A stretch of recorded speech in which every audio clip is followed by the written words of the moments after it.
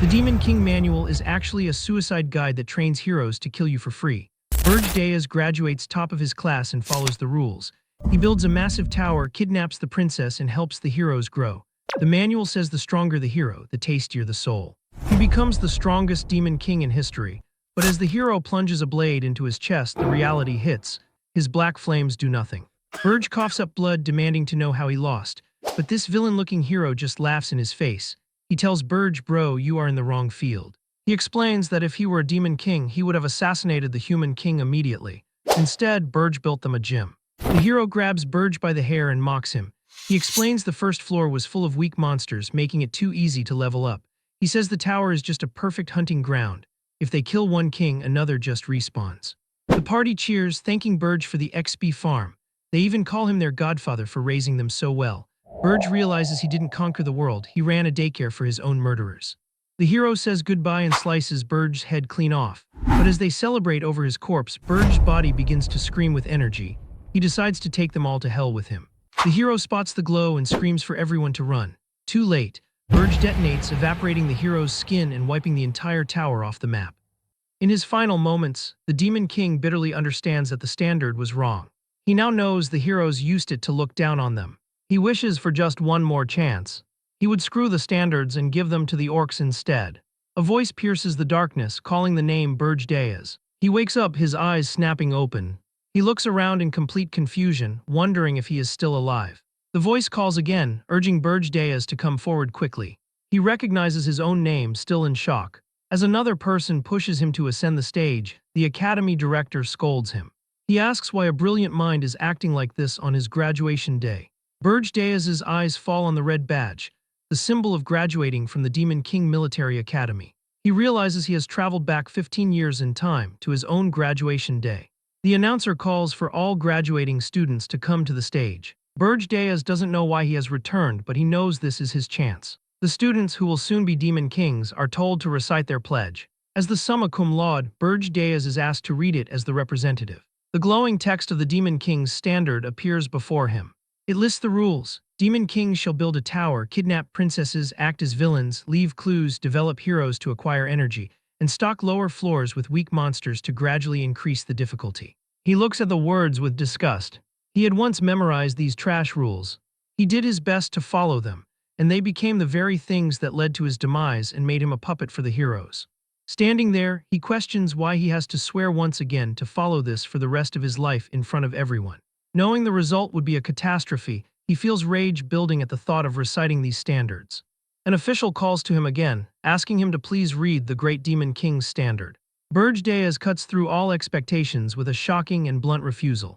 The graduating students look on in confusion and amazement, not understanding what is happening. He doesn't stop there, shouting that he cannot pledge himself to something so unbelievably stupid. He screams that following the standard is a foolish and fucked up act. He then declares loudly for all to hear that the Demon King's standard is trash. The entire hall is frozen in shock and horror at his unprecedented outburst. This was the moment the Demon King Military Academy's best summa cum laude ended up dead last. Archduke Arkin Blarumph slams his fist down, shouting the name Burj Dayas. He threatens immediate execution on the spot for the crime of insulting the Demon King's standards. However, he reconsiders. Considering Burj's previously exemplary conduct and outstanding talent, he will give him one final chance. Burj must withdraw his reckless statement and apologize to the entire demon realm.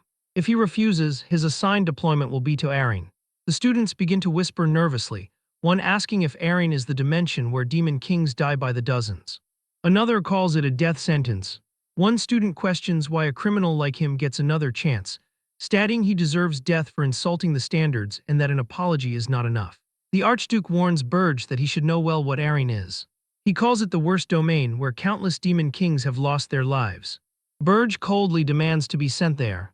He declares that he will go and prove the demon king's standards are garbage. The Archduke is left completely stunned. Calling him truly hopeless, he issues the decree. Effective immediately, Burj Dayas' deployment location is Aryn. He will receive no privileges normally granted to a top demon king. No demons will accompany him. Until the occupation of Aryn is complete, he is forbidden from returning to the demon realm. As Burj falls through space, he figures this is expected after the mess he caused. He realizes he is truly being sent back there. Back to Erin, the place where the heroes who killed him live. He reflects that even before he regressed, he had personally chosen Erin. He thought that the strongest, like him, should conquer the hardest difficulty. That arrogance cost him his life. Too many heroes that were exploiting the Demon King's standards. He lands in the snowy Urgest Mountains of the northern continent. He vows that he won't let it happen twice. This time, he will be the one to exploit what he calls the hero's standards. At the Demon Academy, Gordon Durek, the top demon graduate, makes sure he looks good. While the Demon King Academy trains demon kings, the Demon Academy trains the demons who serve them. A regulation states that the top demon serves the top demon king. Another student notes that Lucky Gordon will be serving Lord Burge.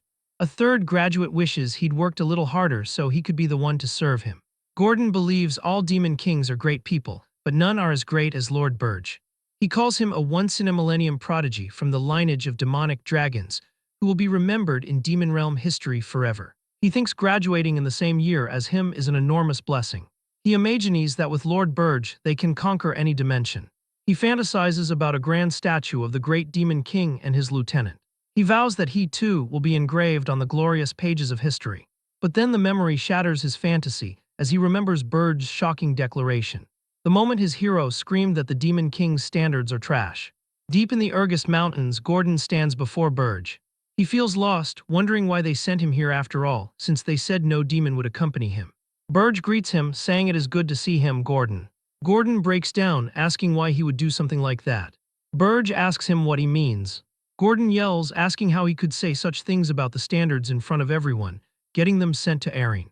He screams that now he is going to die too. Burge calmly tells him to calm down or he'll rip his hair out. Gordon shrieks that his hair is not the issue right now.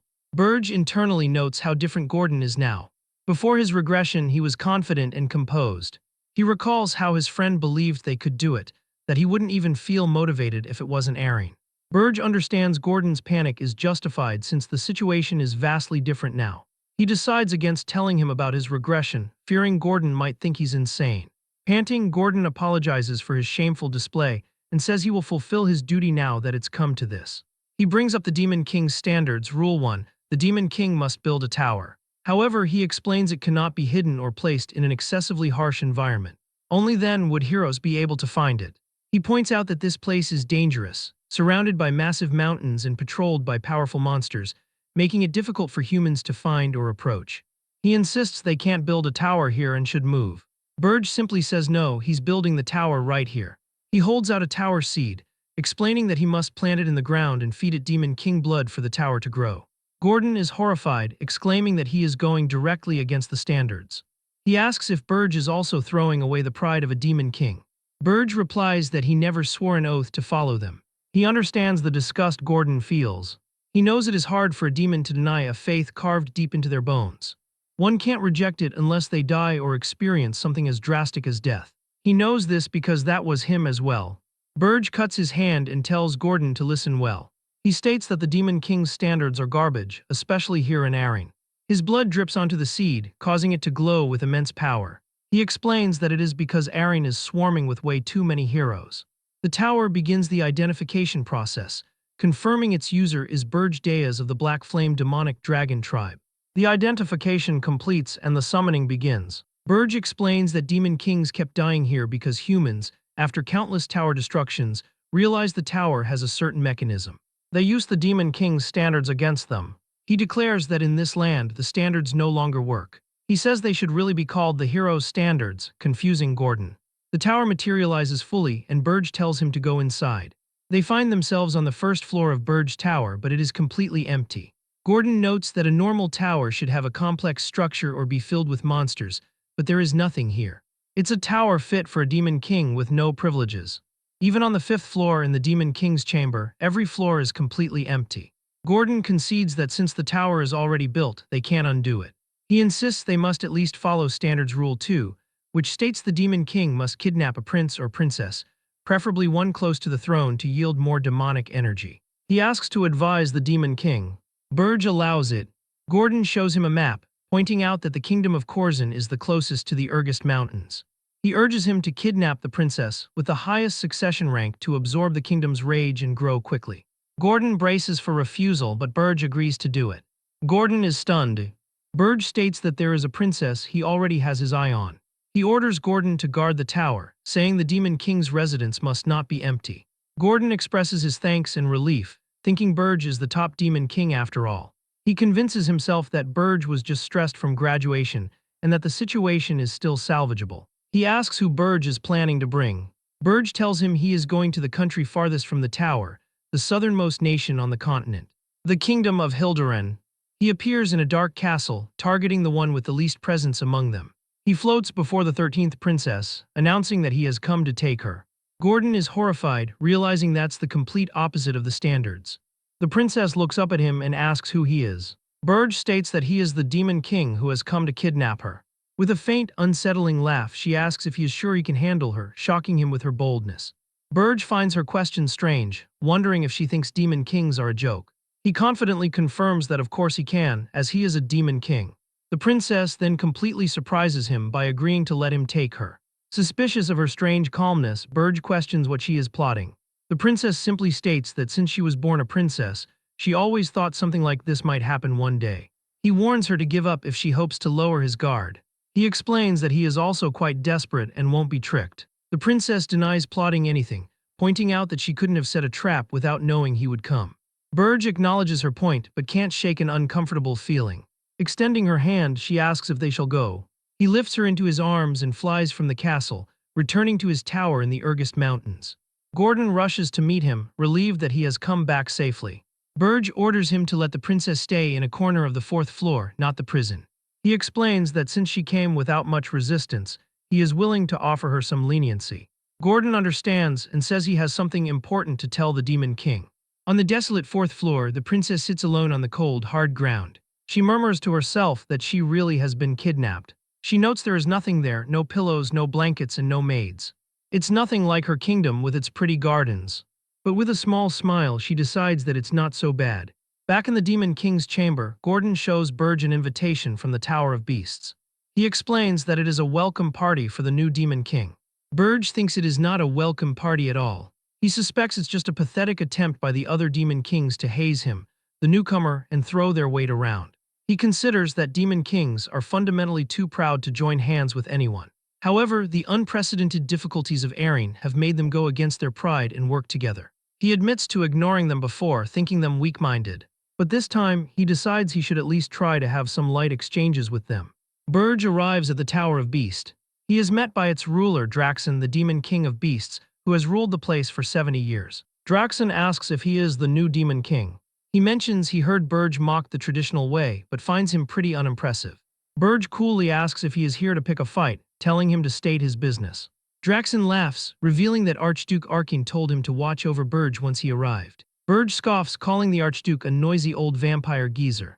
Draxon erupts in anger at the disrespect shown to the Archduke, yelling that Burge has some guts. He tosses a slab of meat at Burge's feet, ordering him to lick it. He says if he does, he will pardon his impudence. Burge asks the Demon King of Beasts if he truly doesn't know why he is here. Draxon foolishly claims that he does, stating it's because Burge mocked the orthodox way of Demon Kings. Burge reminds him that according to that orthodox way, Demon Kings cannot kill each other. Then he asks if Draxon really thinks he'd follow that rule.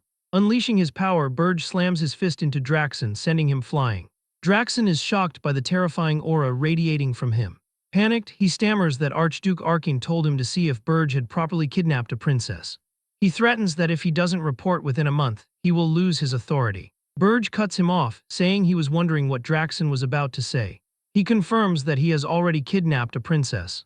Then he adds that she suits his taste, which confuses Draxon. Back at Burge's tower, Gordon praises him for excellently showing the majesty of a Demon King. Burge says it's nothing special and that for now, he is sure Draxon can't do anything more. Still, he acknowledges that this is troublesome. He thinks if this is the stance of the other Demon Kings, things will get quite bothersome. He realizes the consequences of mocking the orthodox way are bigger than he expected. But he reaffirms that even if given another chance, he would make the same choice. He would rather die than bow his head to trash. Burge vows that he will not repeat the same mistake and will rebuild his foundation from scratch. He expects to only get a few hundred demonic energy points from a low-ranked princess, but knows it is the safest option. He checks his status and is stunned. He has 13,000 points. He has no idea why he has so many. Suddenly, a message arrives, He has received a video recording from the Tower of Beasts. On the screen, Draxon congratulates the new Demon King. He says that though their first meeting was not the best, he should at least give him this much as his senior. Draxon admits he is truly impressed, acknowledging that what Burge achieved in Eren is by no means an easy feat. He wonders if mocking the orthodox way was just a cover. Burge senses that something is wrong. At that moment, Gordon bursts in panicked. He screams that they have a problem and that the fourth floor is in chaos. Burge rushes to the fourth floor. He is shocked by what he sees. The once empty cold space has transformed into a vibrant, beautiful garden, teeming with life. A notification shows that the floor is undergoing naturalization. In the middle of it all stands the princess, creating an entire ecosystem within the magic tower. Burge knows this is a feat only possible for someone who has mastered the four elements. He thinks that there is only one spiritist on the continent who is capable of this.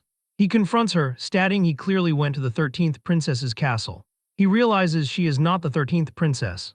She smiles, replying that as expected he mistook her for Alina. Burge is stunned, demanding to know who she is. She states that's right, her name is Ernan Hildurin. She proudly declares that she is the first princess of the Hildurin kingdom. In the Hildurin kingdom, the news breaks. The first princess has been abducted by a demon king. The king roars in fury, demanding to know who dared to kidnap his dearest princess Ernan. He orders the immediate gathering of the strongest heroes and the entire military of the kingdom. He vows they shall behead the foolish demon king and bring back his princess. The princess tells Burge that is why she asked if he could handle her. He admits he had heard of a genius elemental mage who was full of mana. He realizes there is no way he wouldn't have detected it and wonders how she fooled him. She shows him a ring, explaining she can hide her mana with it. It's an heirloom passed down in the royal family. After asking if that answers his question, she wants to know if he will send her back. Burge thinks about it. He knows he will be mocked if he sends the princess back. No kingdom would be scared of a coward, making it harder to collect demonic energy. He decides he has to stick this one through. A system window appears, detecting rage targeted toward the demon king Burge Diaz. His possessed demonic energy points jump to over 19,000. Burge figures they must have singled him out. He tells her that nothing changes, even if she is not the 13th princess. She is still his hostage. Back in the kingdom of Hildurin, the king roars for them to kill the foolish demon king and bring back his princess. An advisor cautiously points out that they don't yet know which demon king is responsible. He explains that they have sent patrols and asks the king to please wait. The king explodes with rage, yelling at them to hurry up and figure it out. He screams that the princess was kidnapped and they are all doing nothing. Another advisor remarks that something is off. The demon king of lust recently kidnapped another nation's prince. This brought the rage of too many upon him, and he was killed by heroes. The advisor finds it strange that another demon king would appear to kidnap their princess despite that example. The king understands. It must be a new one. Suddenly, a guard runs in, announcing they found traces of teleporting magic. The trail is headed north. The destination is assumed to be the Urgest Mountains. The king repeats the name in shock. At Burge Tower, Gordon reports that the army from Hildurin will arrive soon. He asks the Demon King if he thinks they'll be too much to handle. He states with confidence that it's fine. The kingdom of Hildurin will not be able to come here. He explains that the Urgest Mountains are at the very northern edge of the continent. The kingdom of Hildurin is at the very south. It's not possible that all the nations in between will just let their army through. There is no way those nations will open a path for them. They will be forced to employ a hero guild instead. In his throne room, the king decides they have no choice. He orders them to contact the hero guild. At the hero guild, the request is discussed. The princess of Hildurin was kidnapped, and the destination is the Urgest Mountains. The heroes react with immediate refusal.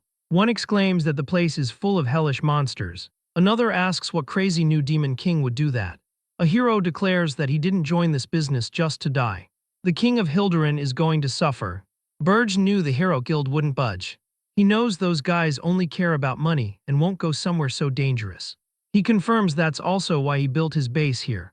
Gordon is amazed, realizing Burge considered that too. He notes that his master doesn't stick to the rules, but he seems very knowledgeable about Eren, as if he's been here before. The king of Hildurin slams his fist on his throne, enraged. He shouts, asking how there is no hero who wants to step up for the job. He questions how they can even call themselves heroes. An advisor explains that in Eren, as many heroes as there are, they care more about their profits, which makes them very picky. Because of this, it will take some time until a proper group is formed. It will also take time for them to get here. Burge considers his options in the tower shop, seeing things like skeletons for 10,000 points. He knows that despite everything, he doesn't have enough demonic energy to deal with a whole army of heroes. He also knows that fear all too well. He tells Gordon to contact Draxon. He's going to sell demonic energy in exchange for human money. Gordon is completely flabbergasted, stammering the words demonic energy. He exclaims that this currency of dreams lets them transcend their species' limits, unlock tower features, and bring in monsters. He can't believe Burge wants to exchange it for human money. Burge explains that he is sure Draxon will pay a huge sum for it. He admits he won't be able to stop the heroes with the demonic energy he has. But with human money, there is something he can do. He travels to Holton Work, a fortress city near the Urgest Mountains. At the gate, guards stop him. They call him an insane mercenary for going to the Urgest Mountains alone and look at him with suspicion. He tosses a gold coin at them. Now then, he thinks to himself that he can't look around the city on his own. He will look for a guide first. He enters the Scarlet Hawk Mercenary Guild headquarters. Inside, a captain is told they should leave this place soon. The captain dismisses the idea, saying it's nice here. The soldiers take care of the monsters, and they just take the spoils of battle. He asks what could be better. The conversation turns to the news of a new demon king in the Urgest Mountains. One mercenary calls it fake news. Another says the guy must not know demon kings well. They always set up towers where heroes can easily reach them. They also mock the news of the Hilderan princess being kidnapped. One finds it ridiculous that a demon king would go to the very other end of the continent to get her. They note the Hero Guild even turned down the job after hearing the destination. They all agree it must just be a show, a trick to milk more money from the kingdom. The captain laughs, saying they all know how crazy those guys are when it comes to money. From behind him, a voice agrees. The captain jumps, screaming in terror. He whirls around to see Burge, who asks who he is. Burge observes that the mercenaries seem pretty knowledgeable, making them perfect to be his guides. With a smirk, he tells one to stay and the rest to get out. The mercenaries charge, yelling that he infiltrated the place and isn't getting out alive.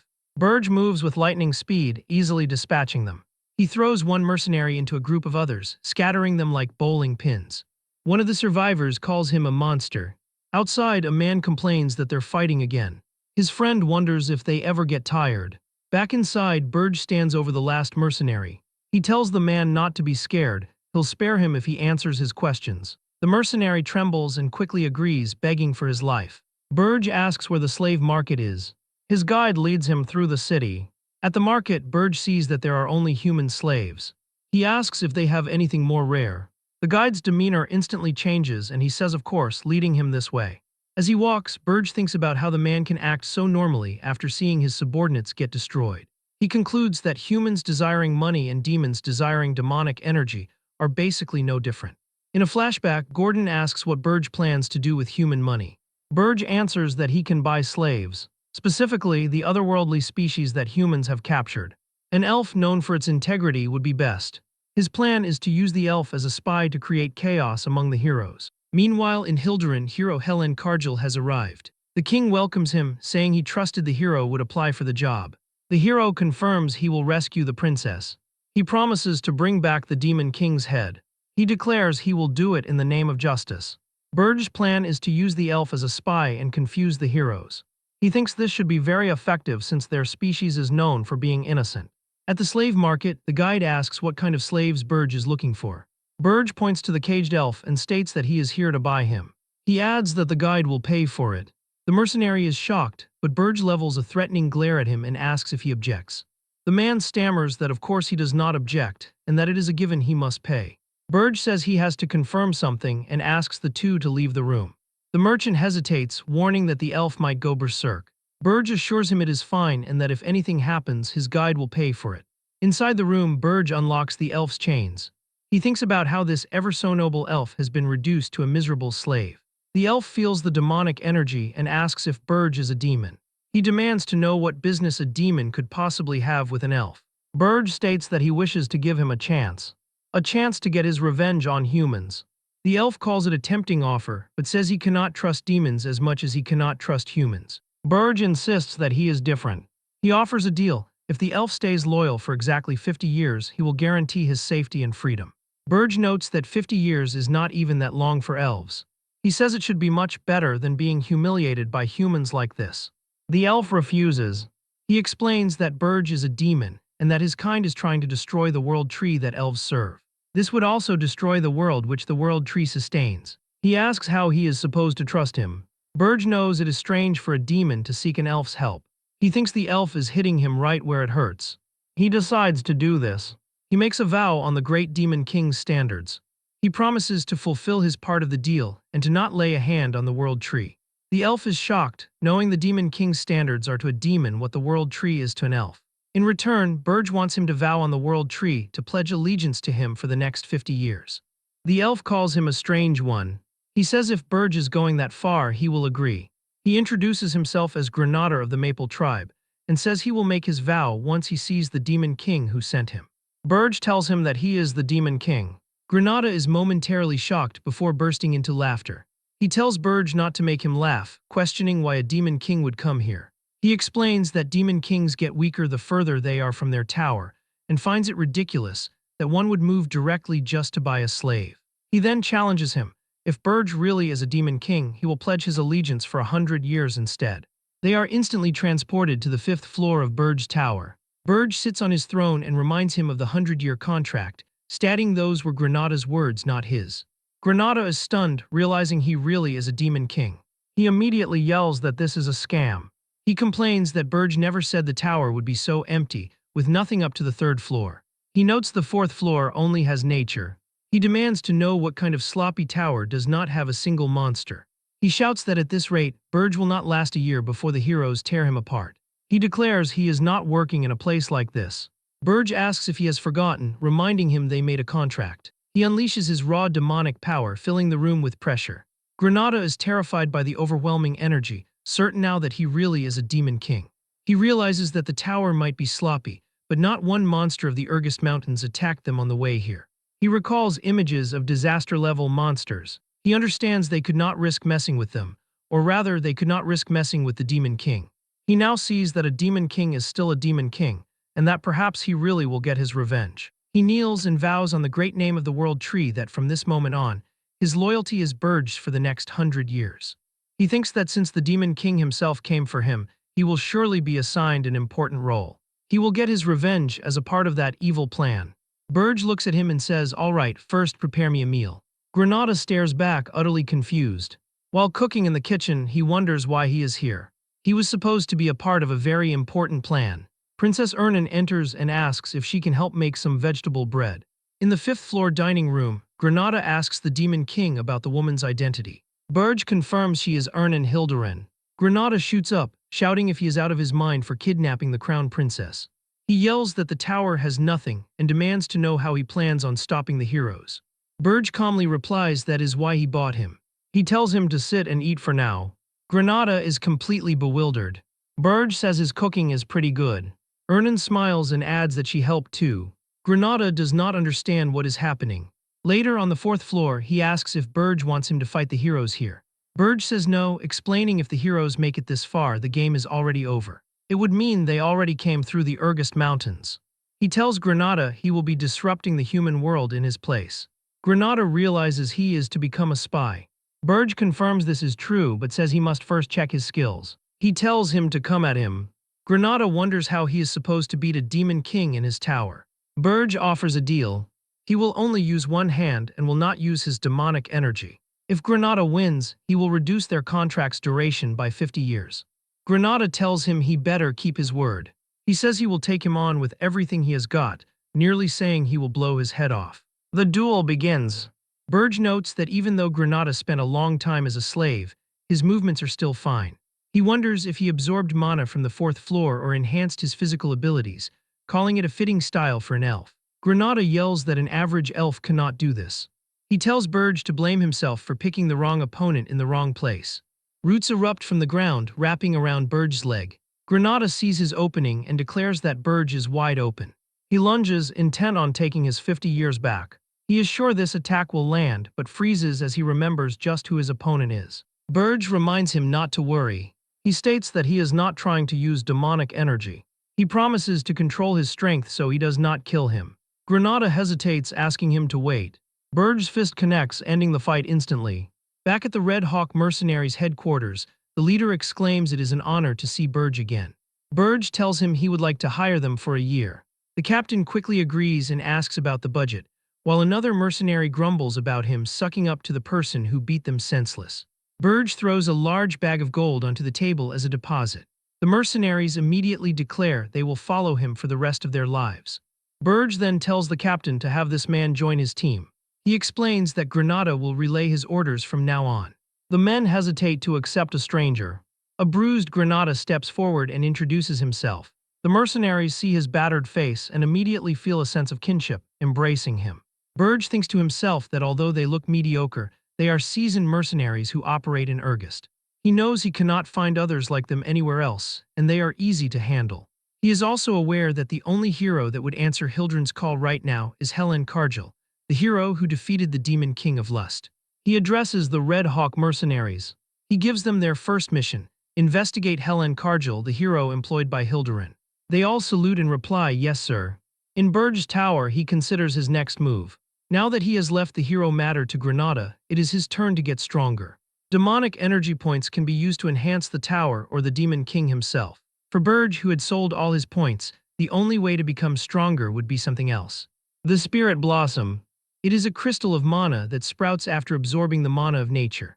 Once it is consumed, it will grant an immense boost in strength. Here in the Urgest Mountains, with the harsh mana storms and powerful monsters, nature is nearly untouched by humanity. As a result, spirit blossoms have spent long years naturally absorbing the mana of nature.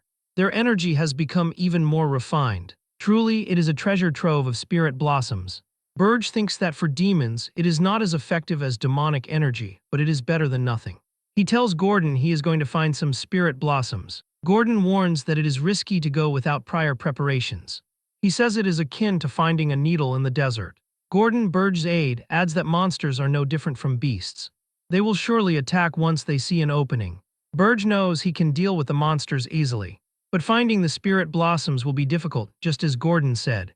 He acknowledges this unless he had an excellent mana detector. A knock on the door interrupts them. Ernan peeks into the room and asks if they are busy. Both Burge and Gordon are surprised. Outside, Ernan runs around excitedly with her spirits. She tells Burge she is so excited. She admits to being more than just a little bored lately. She reminds him he has to keep his promise to let her decorate the 4th floor as she wants. Burge thinks about how she has already decorated to her taste. He wonders how far she will take it, and believes the very idea of decorating a Demon King's tower is already crazy. Ernan did not think she would be able to leave the tower and is happy she came by to check. Suddenly, Burge sweeps her into his arms, telling her to hold on tight. He takes flight, startling her. She protests, saying she is not ready. As they soar through the sky, she looks at the world in awe. She realizes she had not noticed because it was dark on the day she was kidnapped. The world is just so vast. She reflects on her past, where every day just repeated itself. Magic training, studying rulership, then repeating. She thought she was going to do that until the day she died. She tells the Demon King that she is probably the only person who has ever flown over the Urgest Mountains. Burge simply says he does not care. He starts to address the princess, but she interrupts him. She insists that he call her Ernan. She reasons that they are going to be seeing each other for some time, so that will be for the better. Burge thinks he may have let her take things her way a little too much. He warns her that it seems she keeps forgetting her place and threatens to move her to the underground prison. She apologizes and says okay. He orders her to use her spirits to find the spirit blossoms. Burge thinks they probably will not find it very quickly, but he is sure they will be faster than him or Gordon. Suddenly, Ernan shouts that she found it. They land and see that some guests have arrived before them. A large spirit blossom is surrounded by hairy, horned monsters. Burge tells them that monsters are descendants of demons who have left the demon realm. He orders them, if they still have the honor of demons left in them, to obey the Demon King's command. They must not touch the spirit blossom and must leave this place. The monsters refuse. They say they do not listen to a demon's words. One growls that they do not like him and that he will die. Burge laughs, admitting that Gordon was right. He thinks how foolish he was for expecting beasts to think. He decides he shall simply burn them all to ashes. The monsters roar to kill him and protect what is theirs, shouting to kill and eat. Burge unleashes his dark magic, engulfing them in purple flames.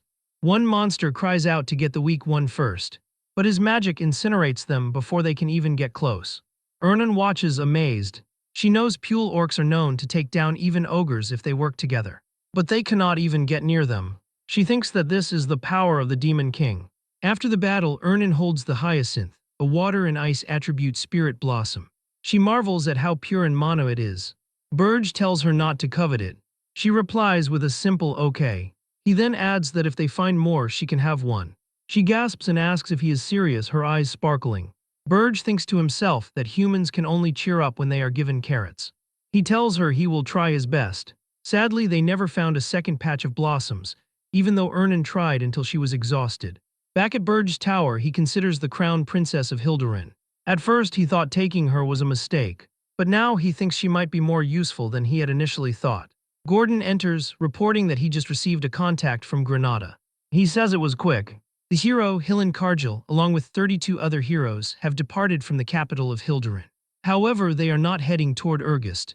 They are going to take the classic path of a hero, which is to form a party and grow by completing villagers' quests. They will then get stronger through their journey. Gordon says he has prepared a few plans for the hero's journey and asks the Demon King to read them slowly. Burge dismisses them all, shocking his aide. He declares that this time, they will not be sending any monsters or interruptions to the hero's journey.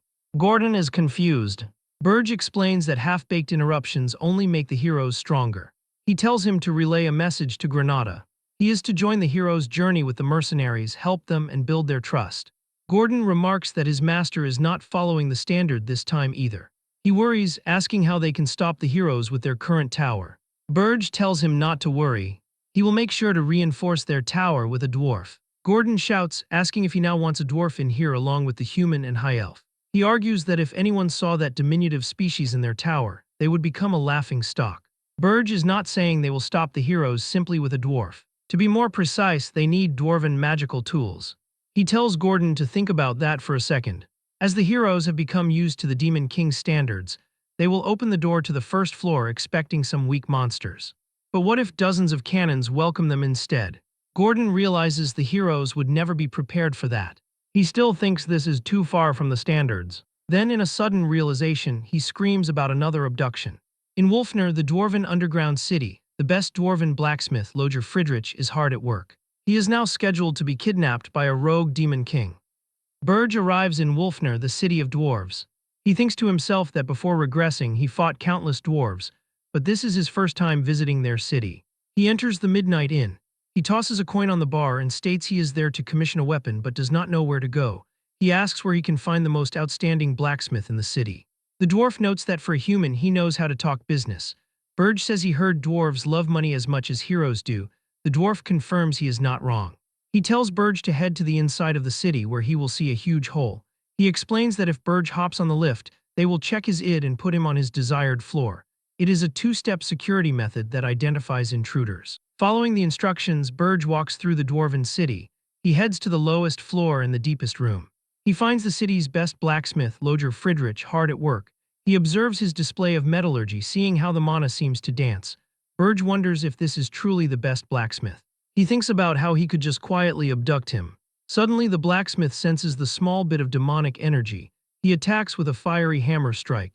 The explosive attack sends Burge reeling back. Burge is shocked that the dwarf sensed him. He wonders if this dwarf could be a hero. The blacksmith confirms it. He declares he is the hero Loger Friedrich, the blacksmith who contains the power of heroes. Loger is shocked and demands to know how a demon dared to enter the land of the dwarves. He vows that the demon will not leave this city alive. Burge smirks, commenting that for all that talk, Loger is pretty weak. He adds that he is also not a demon, he is a demon king. As Burge reveals his demonic wings, Loger freezes in terror, dropping his hammer. Suddenly, dwarven guards burst into the room. They ask Loger to please excuse their intrusion, wanting to know what the noise was. They find the room empty, realizing with a shock that Loger is gone. The alarm sounds as the guards announce there is an intruder. They shout that the intruder has abducted Loger and order all exits to be blocked. They begin to search the facility thoroughly, believing the culprit could not have gotten far. Meanwhile, Burge holds a captured Loger in a chokehold. He threatens to kill him in an instant if he makes a sound. Loger asks why a demon king is here, wondering if he is here for their princess. Burge denies any interest in the princess. He states that he heard dwarven blacksmiths dig their own underground passages in case of emergency.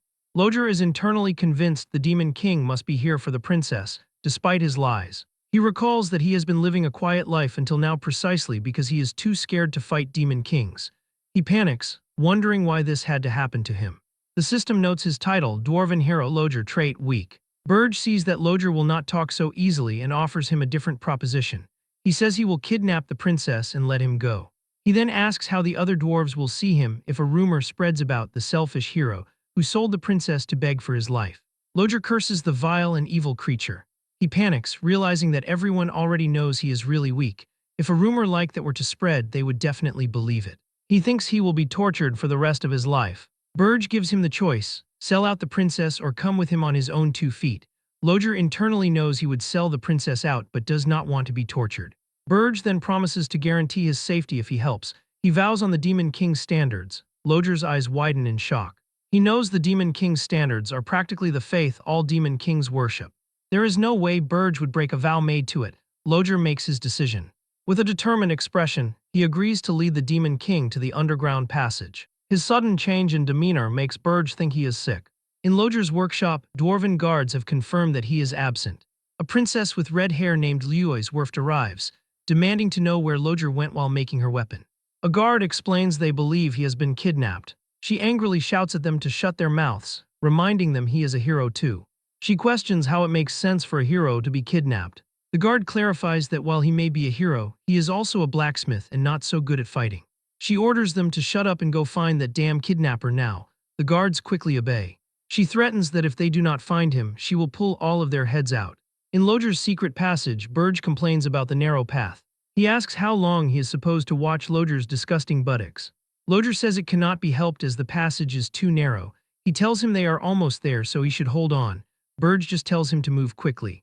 They finally exit the passage. Lodger says this is where his role ends and that the Demon King is on his own now. He declares he is out. Burge looks down at him and asks what nonsense he is saying.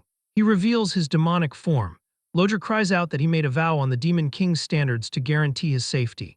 Burge asks if he means that garbage. He tells Lodger he does not give a damn about it. Lodger is stunned, wondering what kind of Demon King this is. Burge contemplates what he should do with him. Lodger trembles with fear, regretting he did not just sell the princess out. He declares that he is quite useful and that no one can match him in metallurgy.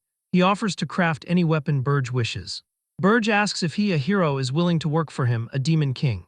Lodger sees no reason to be suspicious, telling him to use him to his convenience. He even offers to be his spy if he wants, as surviving is his first priority. Burge tells him if he is willing to swear his allegiance, he will have his mercy. Lodger bows deeply, thanking him profusely and hailing the great Demon King.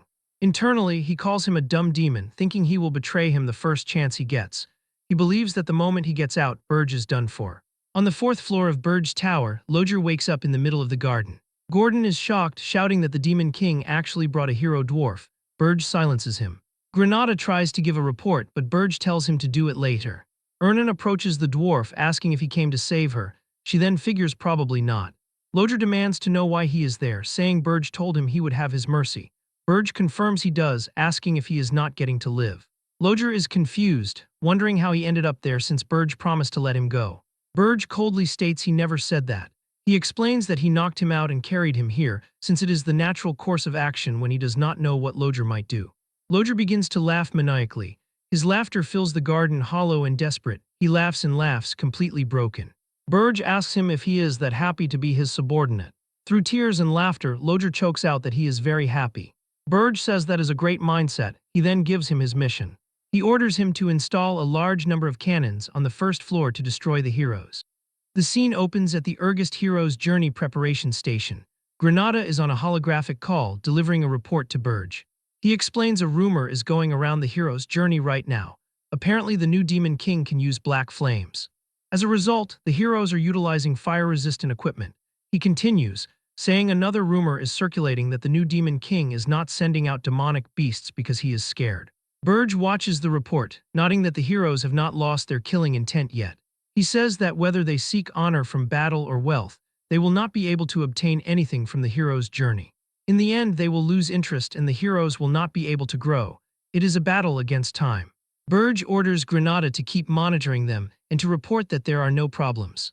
Granada replies that he understands and cuts the transmission. After the call ends, he reflects on the situation.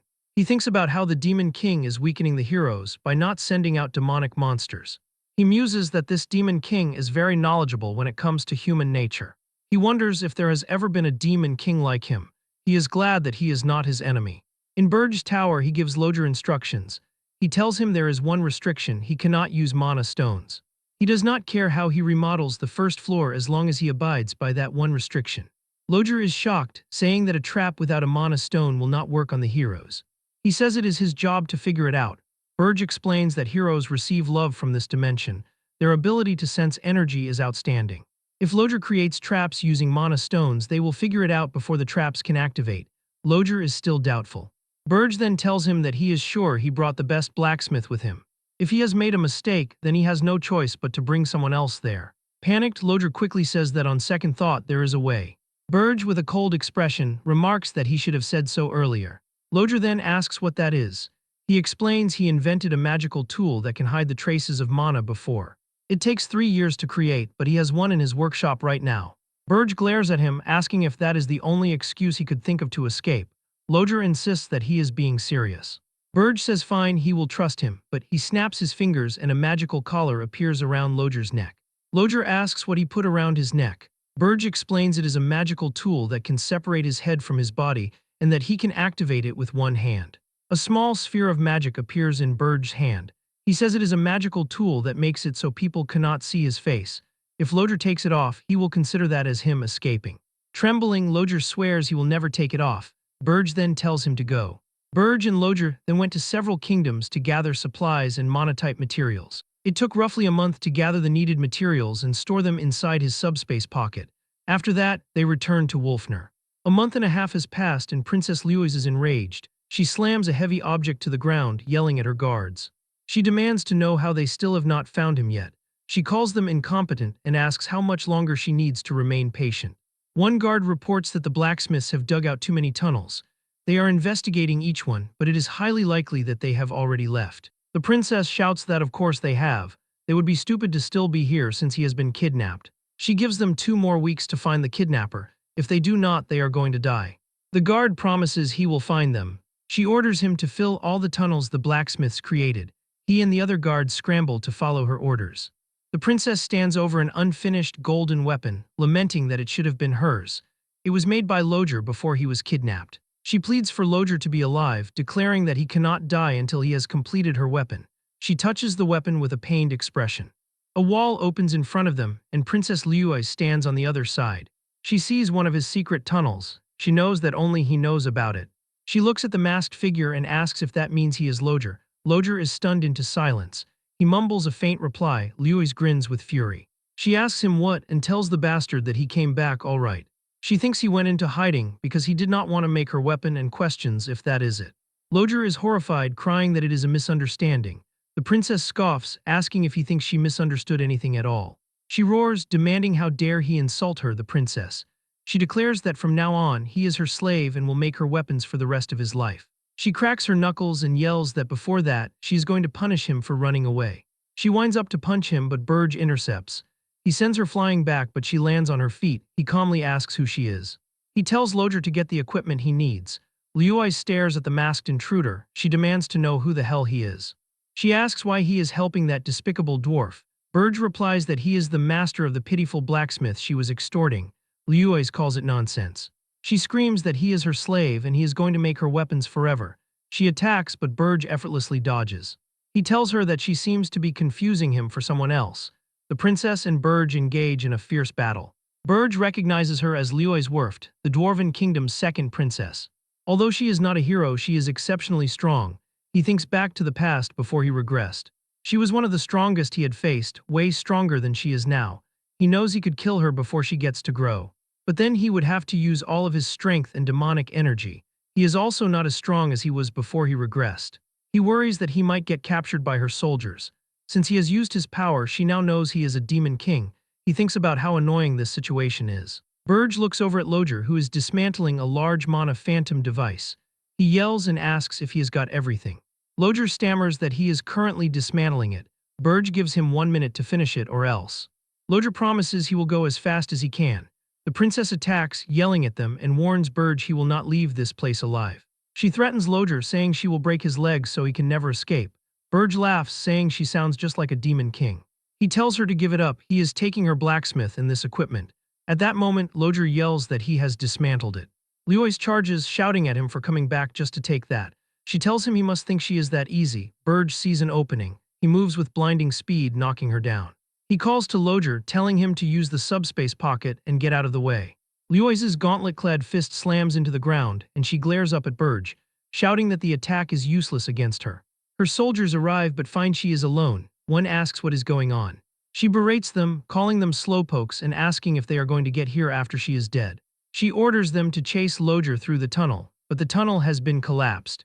She grinds her teeth, wondering if he really did not want to make her weapon that badly. Then she smiles. She thinks about how very interesting this is. She says fine and vows to personally search for him, even if she has to scour the entire continent. She glares, declaring that she will definitely make him regret what he did today. She growls out his name, Loger. On the first floor of Burge Tower stands a massive, newly installed magical device. Gordon is cleaning and asks what on earth it is. Princess Ernan gazes up at the machine in awe, commenting on its huge size. Burge explains that it is a magical tool necessary to stop the heroes. Loger reports to the Demon King that the installation of Mana's Phantom is complete. Burge remarks that the work was fast and orders him to activate it. He thinks to himself that after all the trouble they went through to bring it there, it had better be worth it. Loger nervously agrees and begins the activation sequence.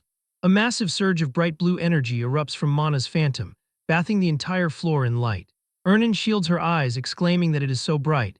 A system window appears before Burge. It states that the tower recognizes Mana's Phantom, and that synchronization with the tower will require 10,000 points. Burge is surprised, wondering if the tower had a function like that. He decides to confirm it himself. He selects yes on the prompt. Another window shows his points have been consumed, dropping from over 11,000 down to just over 1,000. The system updates again, announcing that Mana's Phantom now recognizes Demon King Burge Deas as its master. The power source of the device has been completely converted from mana to demonic energy. Burge turns his gaze to Loger. Loger frantically denies that he did it, saying he never imagined merging the device with a tower was possible. He questions how the power source could change from mana to demonic energy. He excitedly declares this is the discovery of the century, and that even its creator would not know about this. Ernan then asks the princess if she can try using any spell. Burge agrees, telling her to use whatever she wants. She is thrilled and exclaims that whatever she wants it is. She begins to manifest a massive ball of destructive magic. Loger panics, shouting that he just cleaned the tower and pleading for her to stop. Burge halts her spell before she can unleash it. He thinks that normally, using a spell of that caliber inside the tower should be detectable even to the outside.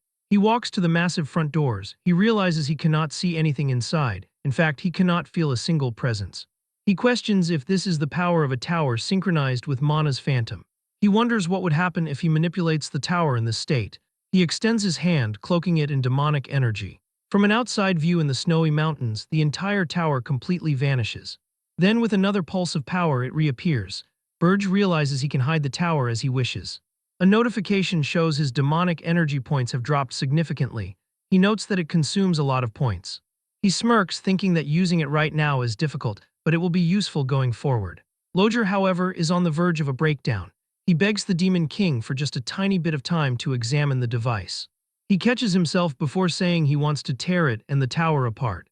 He pleads to examine this historic discovery, insisting he has never heard of or seen anything like it. Burge looks at him, thinking that he sounds like a demon itching for a fight. He tells Loger that if his trap wipes out the heroes on the first floor, he will let him do whatever he wants. Loger is ecstatic and vows that he will definitely sweep those crafty heroes away. Burge then tells the princess he has a proposal for her as well. He wants her to face the heroes who come up to the fourth floor. She is surprised by this, questioning why since she is a princess. Burge reminds her that she is also a genius spiritist who does not want to return to her own royal palace.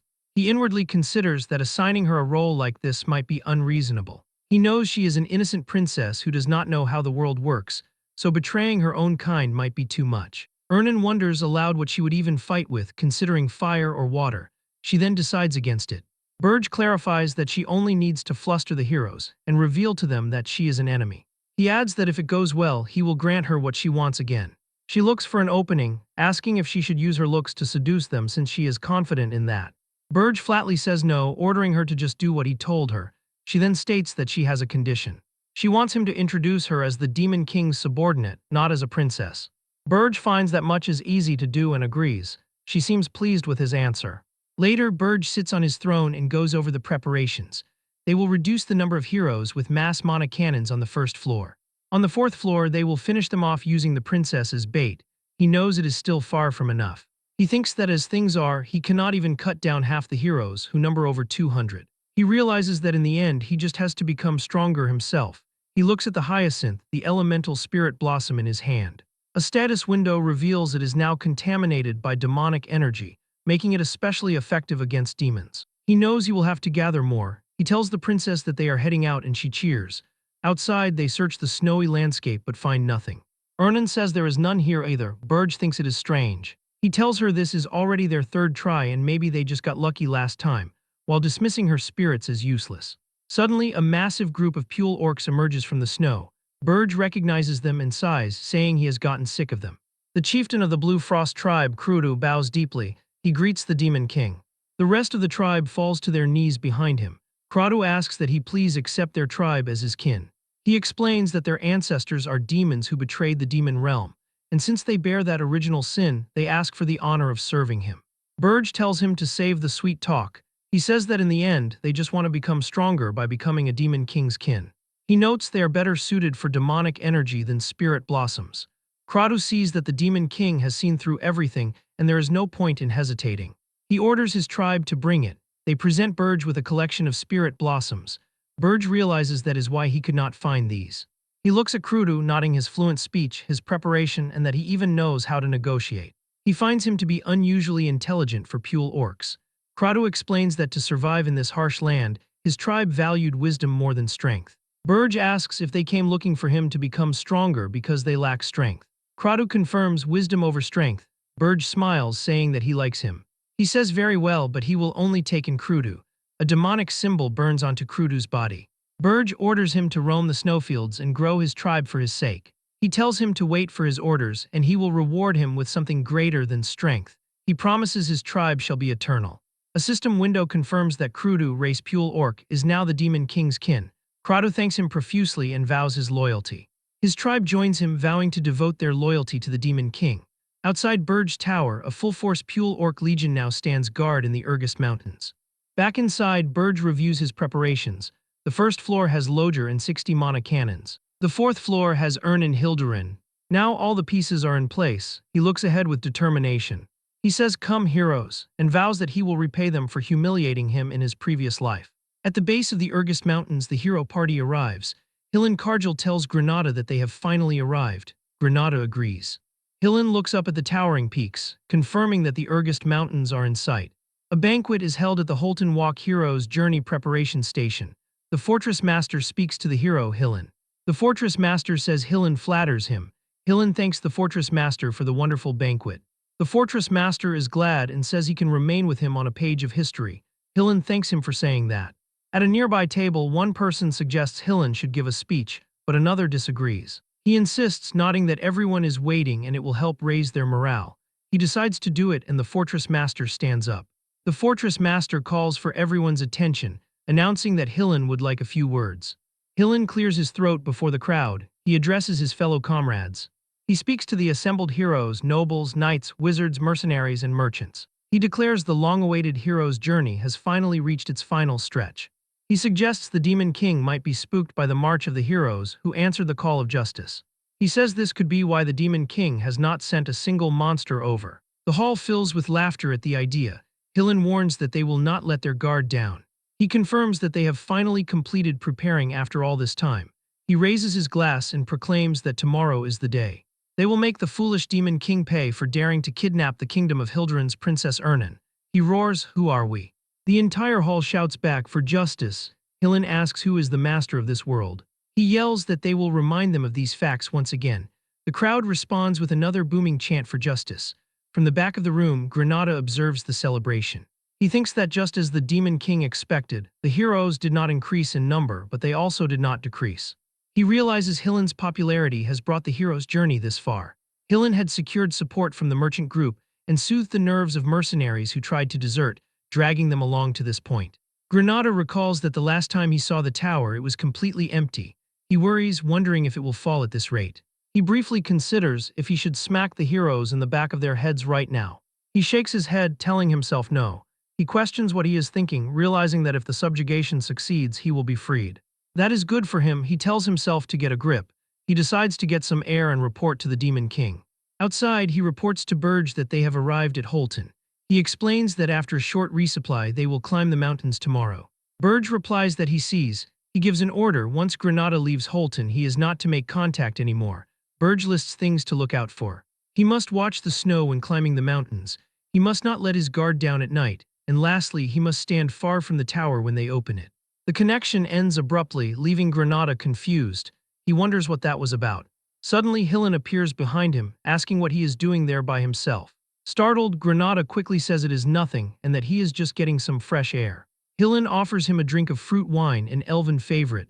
Granada thanks him and accepts the glass. Hillen observes him, nodding. He looks like he has something on his mind.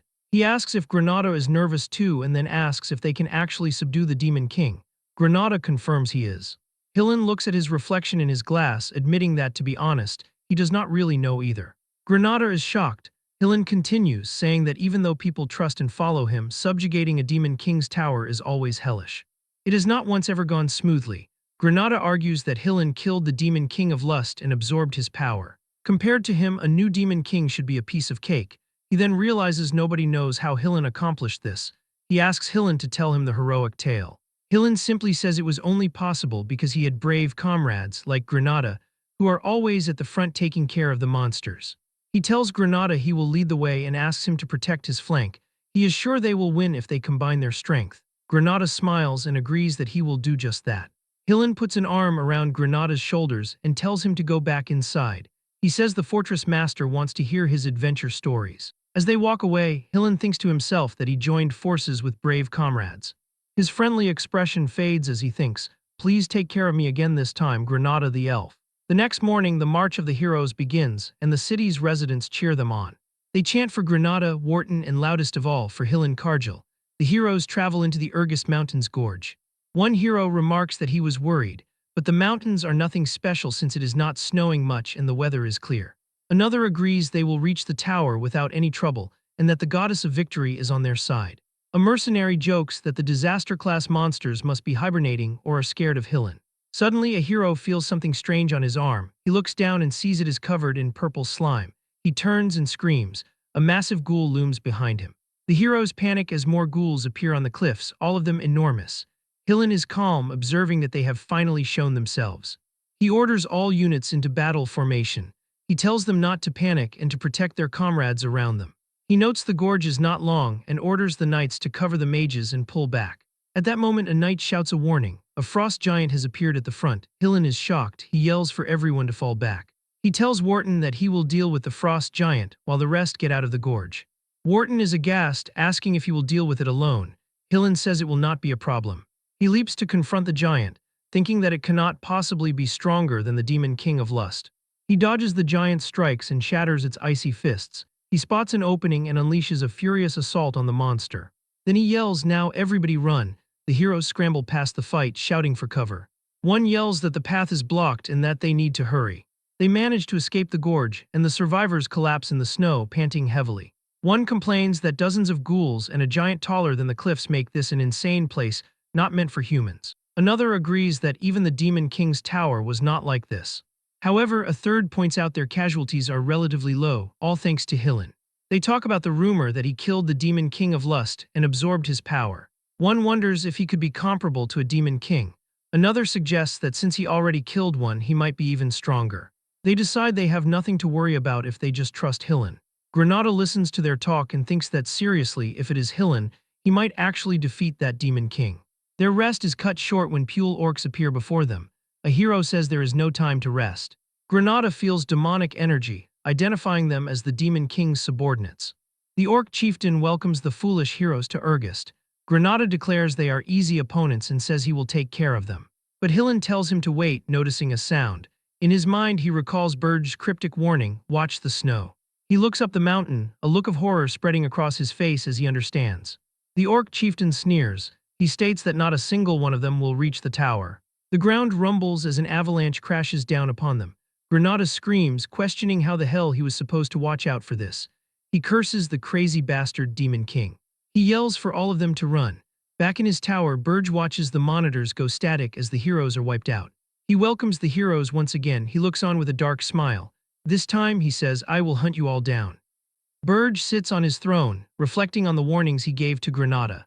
He recalls the first warning, the snow. In the Urgus Mountains, the surviving heroes struggle through a blizzard after an avalanche triggered by the Pule orcs. One hero reports they cannot account for everyone, exclaiming that many were swept far away. Hillen orders the group to make camp and search for the scattered heroes. Burge then recalls his second warning, to never let his guard down at night. That night, the heroes' camp is ambushed. A hero screams that there are frost giants and ghouls, realizing the Pule orcs are driving the monsters toward them. Hillen orders all personnel to prepare for battle, while another hero curses the Pule orcs' return. Granada grits his teeth in frustration, cursing the Demon King. He thinks about the merciless pattern, an avalanche by day, a herd of monsters by night. Heroes scream as they are overwhelmed in the chaos, crying out to run and take cover. Burge watches the events unfold on his monitor, knowing that before long they will inevitably break. A counter on his screen updates, showing that 3 days after entering the mountains, the hero headcount has dropped from 511 to 256. The battered party of heroes reaches the tallest mountain summit, exhausted. One asks why the Demon King's tower is not there. Another questions it, saying it is common sense for a tower to be in a place that is easy for heroes to spot. He yells in frustration, demanding to know why it is not here. A faction of the heroes splits off from the main group. Their leader, Wharton, tells Hillen that they are going to give up. Hillen questions his decision. Wharton declares that this hero's journey is a failure. He apologizes but states that their lives matter more. The dissenting heroes turn and leave. 6 days after entering the mountains, the remaining party finally discovers the Demon King's tower hidden in a basin. One hero curses the bastard for hiding it. The headcount has now fallen from 256 to just 52. The heroes at the tower's entrance are enraged. One shouts to wipe them all out, and another agrees, yelling that there are only weaklings on the first floor anyway. On his throne, Burge recalls his third and final warning. When they open the tower, stand far from it. Inside, the heroes charge forward, but one of them stops in confusion, asking what is happening. Mana cannons materialize from the floor, surrounding them. Burge reveals his plan, explaining that they will be dealt with in one shot by the dwarf's mana cannons. A massive volley of blue energy blasts through the first floor. After the light fades, the headcount reads only one survivor. Burge looks at his screen with mild surprise, realizing even that was not enough to bring Hillen Cargill down. On the devastated first floor, amidst the rubble, Hillen struggles to stand, coughing heavily. He demands to know what the hell this is, yelling that nothing about this Demon King or what has happened is usual. Granada emerges from the smoke, calling out to Sir Hillen. Hillen asks if he is okay, and Granada confirms he barely avoided the attack. Relieved, Hillen tells him they will go up to the next floor. Granada is shocked, asking if they will go with just the two of them. Hillen reminds him that he is the hero who killed the Demon King of Lust and absorbed his power. He declares a new Demon King is no match for him and that Granada is more than enough backup. Granada reluctantly agrees and the two advance together. They ascend to the second floor only to find it completely empty. The third floor is empty as well. Hillen grows frustrated, nodding the place should be overflowing with monsters, yet no one is there. Granada thinks something is wrong with this tower and realizes that if these floors are empty, then she must be somewhere else. He cautions that anything can jump out at this point. They reach the fourth floor and stop in their tracks, completely stunned. Before them is a vibrant green forest. Hillen stares in disbelief, asking what the hell this is. Granada observes that there was nothing on the second and third floors, but there is a forest on the fourth. He mutters curses, questioning if they are really inside a Demon King's tower because it sure does not feel like it. A voice greets them, saying she sees they somehow managed to make it up there. It is Princess Ernan, dressed in a dark outfit with a mask covering her eyes. She introduces herself as one of the 4 heavenly kings who protects the Demon King. She declares that she, the Dark Spiritist, will be their opponent. Granada can only stare, wondering what in the world that is. Hillen retreats quietly for a moment. He softly says her name, Princess Ernan. He asks her why she looks like that. She retorts that she is not a princess but the Dark Spiritist. She yells, "Now then, witness the power of darkness," as she unleashes a massive multi-elemental spell. Hillen recognizes it as the highest-strength spirit magic that only Princess Ernan can use. He also knows it cannot be used if she is being controlled. He thinks back on the recent events. The Pule orcs, the avalanches, the ambushes, the hidden tower, the cannons, the empty floors, and now a crazy princess. He lets out a hollow laugh, saying he does not get it. He rages, demanding to know what is happening and why the princess is attacking the hero who came to save her. He decides that if this is how it is, then he will just destroy everything. A voice asks if he thinks he can do it. Suddenly, Burge appears behind Hillen and attacks him with a blast of dark energy. The impact shakes the garden, fracturing the ground beneath their feet. Burge steps forward, his eyes locking onto the hero. He says that at last he can see his face, Hillen Kargil. Hillen glares at him, stating the Demon King has finally shown himself. He accuses Burge of sneaking up on him like a coward. Burge remains silent, his expression cold and merciless.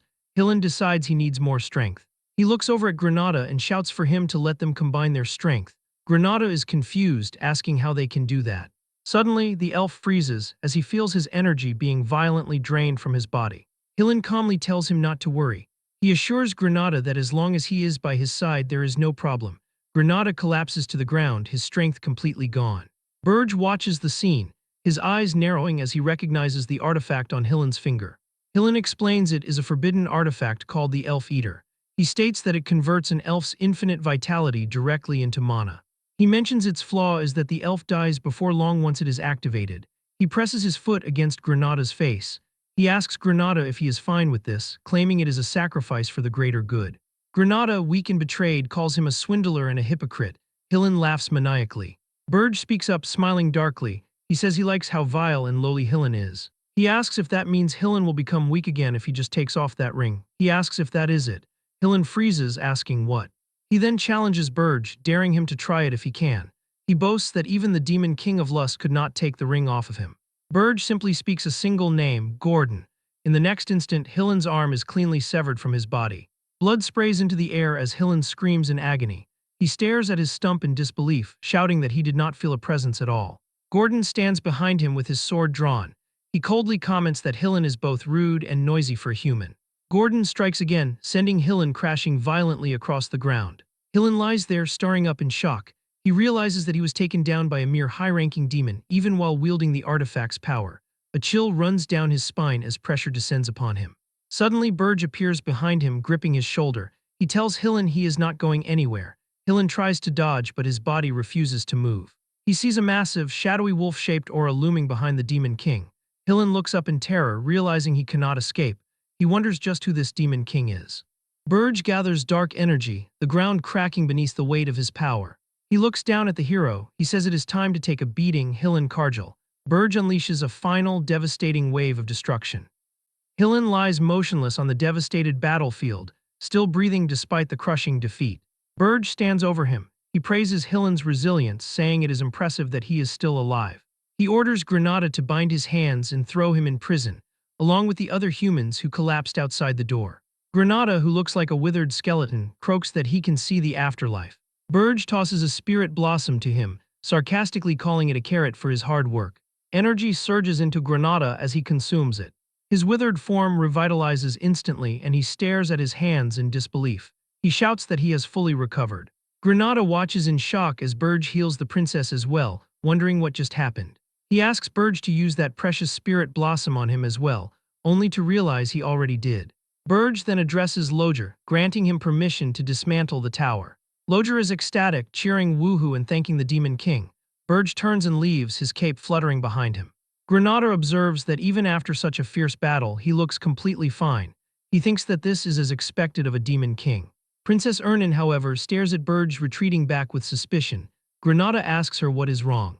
She hesitates before saying it is nothing. Internally, she thinks the Demon King is tired. Away from prying eyes, Burge collapses to the floor, completely drained. He thinks it was so close. He reminds himself that a Demon King cannot afford to show weakness. He curses that human, Hillen Kargil. He reflects that this is what it means to be one of the 10 stars, the 10 strongest heroes on the continent. Although Hillen is one of the weakest ones, he is still formidable. Burge admits he has barely used any demonic energy points to strengthen himself in this life. He realizes that if Hillen had been in perfect condition, he never would have won. His plan exhausted him, triggered him, and threw him into a panic. Because of everything that had happened, Hillen's field of view narrowed and he showed an opening. As a result, Burge's all-out strike hit him. Burge sits up, a grin spreading across his face. He has achieved a perfect victory without following the Demon King's standards. He realizes this never happened in the past. He was able to successfully alter fate. He declares he can do it, he can change the future. Images of the heroes who killed him flash through his mind.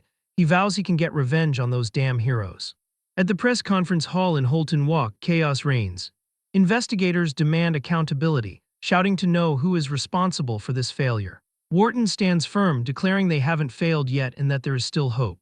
He claims Sir Hillen Cargill and the great heroes haven't given up and are still searching for the Demon King's tower. He asks them to just give a bit more time. News about the new Demon King spreads rapidly across the entire continent. In the Hildren Kingdom, the king rages.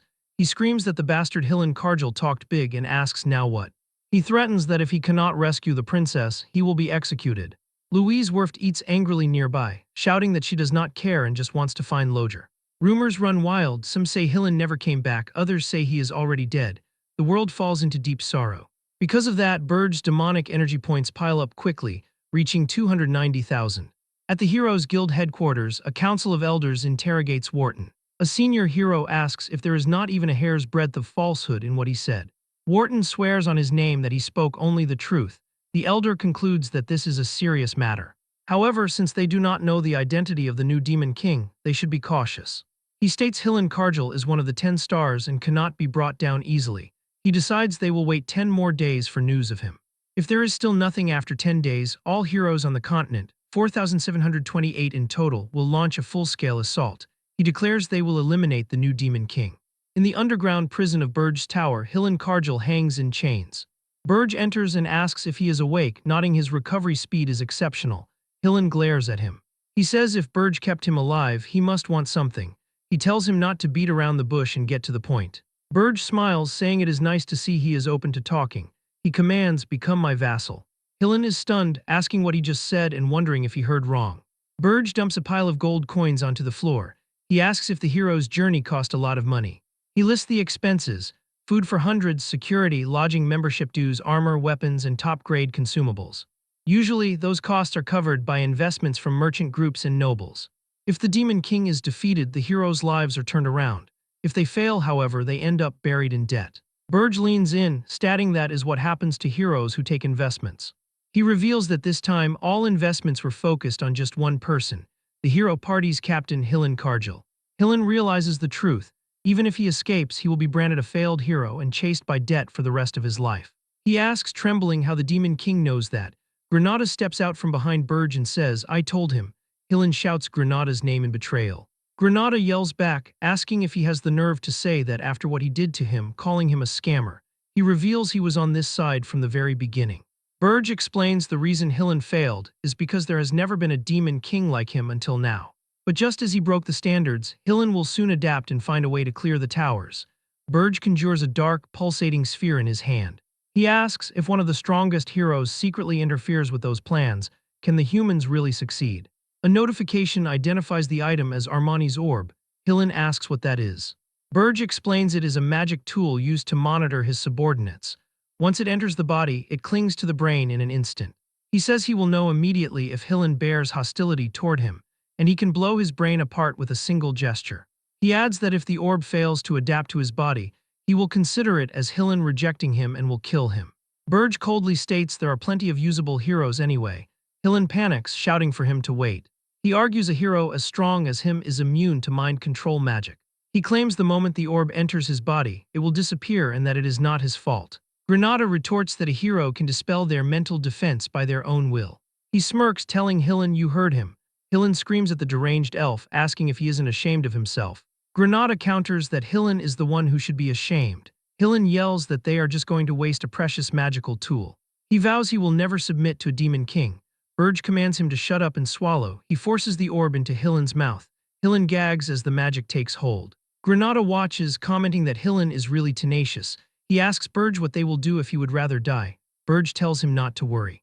He says a greedy human who treats his comrades like they are disposable because of money will never sacrifice himself.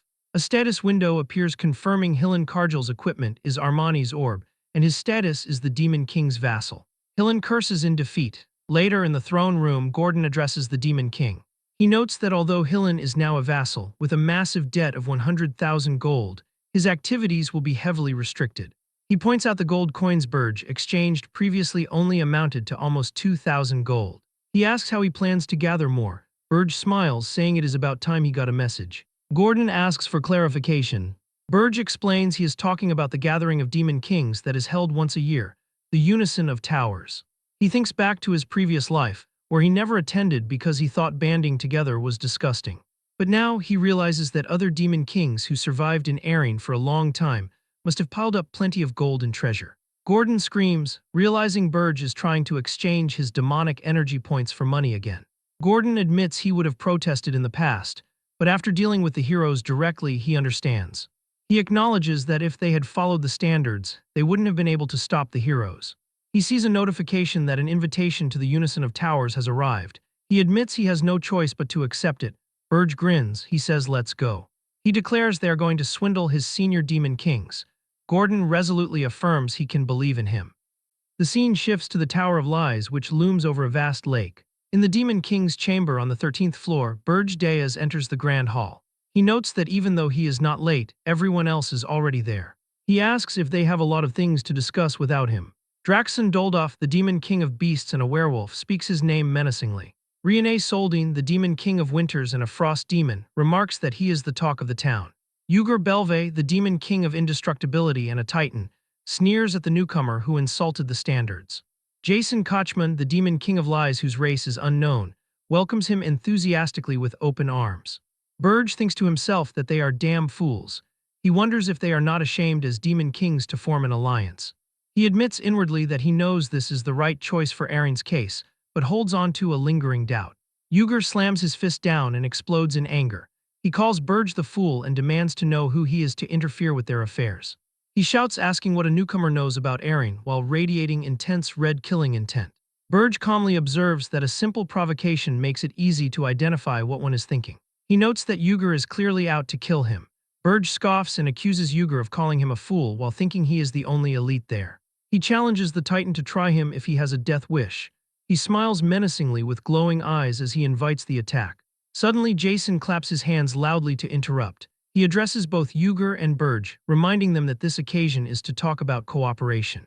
He pleasantly asks them not to waste their precious time. Burge is stunned to realize the killing intent of two demon kings vanished instantly. He realizes that was not magic and wonders how he did it. He questions whether it is Jason's power or the power of this tower. Ugur scoffs and sits back down, muttering his agreement. Jason thanks them for being understanding. Burge wonders if it is similar to the power of Mana's phantom. He decides he should not jump to conclusions without evidence and resolves to keep his guard up. Jason announces that they should begin and invites everyone to freely voice their thoughts. He notes that the meeting is nothing grand. He suggests that if nobody has anything to say, he will start. Draxon turns to Burge with glowing red eyes. He demands to know where Hillen Cargill is. Burge remains silent for a moment before beginning to answer regarding Hillen Cargill. Meanwhile, in the Tower of Lies aide's reception room, the other aides interrogate Burge's aide. The aide of the Demon King of Beasts and the aide of the Demon King of Lies ask what happened to Hillen Cargill and if he is dead. Burge's aide, a dark elf with glasses, sweats nervously and stammers that he is not sure. He explains Hillen did not even enter their tower. He suggests the hero is most likely wandering around the Urgist Mountains and begs them not to ask him. The Beast aide calls that ridiculous, arguing Hillen should have spotted his tower from afar. Burge's aide mumbles that it is not the case for their tower. The other aide wonders if the rumors are true and asks if his Demon King is really the one from the stories. The aide falls silent, confirming internally that it is exactly as the Demon King said. He recalls Burge's strict instructions to tell other aides he knows nothing if asked about Hillen. Burge told him that since they will be using Hillen as a spy, secrecy is of utmost importance. The aide thinks that even with that explanation it is strange. He acknowledges now that the Demon King was not wrong. He starts to agree that the Demon King he serves is a certain way, but his emotions suddenly boil over. He screams in frustration. He erupts in anger, shouting that that damned Demon King is a stuck-up brat who never listens to anyone. He rants that if he looks away for 1 second, Burge will get himself into trouble immediately. He clutches his head, asking why Burge does not do everything by himself. He breathes heavily with tears in his eyes, admitting he does not understand why he feels so satisfied saying this. The other aides look at him with deep sympathy. The Beast aide puts a hand on her chest, telling him that she truly understands. She asks why all Demon Kings are so weird. Another aide chimes in about his own Demon King while the last one starts to complain as well. Burge's aide realizes with emotion that he simply needed emotional support. Back in the meeting room, Ugur asks Burge if he expects him to believe that story. Burge firmly says yes. Ugur slams his fists on the table in a rage. He accuses Burge of saving Hillen Cargill simply because he did not place his tower at the peak. He yells and asks if Burge is screwing with him. Burge calmly retorts that he is free to construct his tower wherever he wants. Jason points out that heroes are still aiming for his tower because of that decision. He notes that Burge left it undefended and came here. He smiles mockingly, nodding that surely Burge learned at the academy that a demon king who has lost their tower meets a dreadful end. He mocks him for being the top of his class. Burge tells him not to concern himself with his tower. He states he is protecting it in his own way. Internally, Burge thinks this damn demon king of lies pisses him off. Jason accepts the answer, saying very well and that he will not pry any further. Draxon stammers, asking if Burge thinks Archduke Arkin will allow this. Burge shoots back, asking who cares what that old geezer says and calls Draxon a brat. Draxon is annoyed but asks if something is wrong. Burge dismisses the concern and tells them to move on. Burge thinks to himself that even if he lies, they have no way of verifying it. Even if it makes them suspicious of him, it is better than getting discovered. He reminds himself that he will not forget the reason he came here.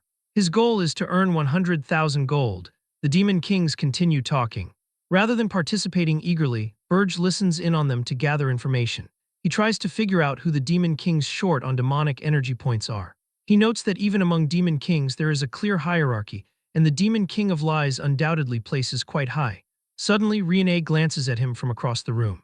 Later, on the Tower of Lies' 13th floor balcony, Burge approaches Riene. He asks her what she wants. Riene says it is nothing to be hidden. She explains that ever since she heard about him, she has been wanting to talk to him privately. Burge is surprised and asks if she means just with him. Riene confirms it. She states that she agrees with some of his points. Burge is visibly shocked and asks if she is serious. He wonders if Riene also said such things in his previous life. She tells him not to get her wrong because she does not hate the standards like he does. In fact, she says she lives by the standards. However, she believes Demon Kings need to be more flexible, especially here in Erin. She explains that is why she wanted to meet him. She figured it would be more productive talking with him alone than trying to reason with those idiots. Burge asks what she thinks of him then. Riene turns slightly and tells him that he is not bad. She adds that he looks better than she thought. Burge thanks her, feeling a bit confused by the comment. Riene creates a magical orb in her hand. She explains this is a personal transmitter. She tells him to call her anytime he wants advice. She creates a contract circle, adding that as long as he does not insult the Demon King's standards in front of her, she will play along.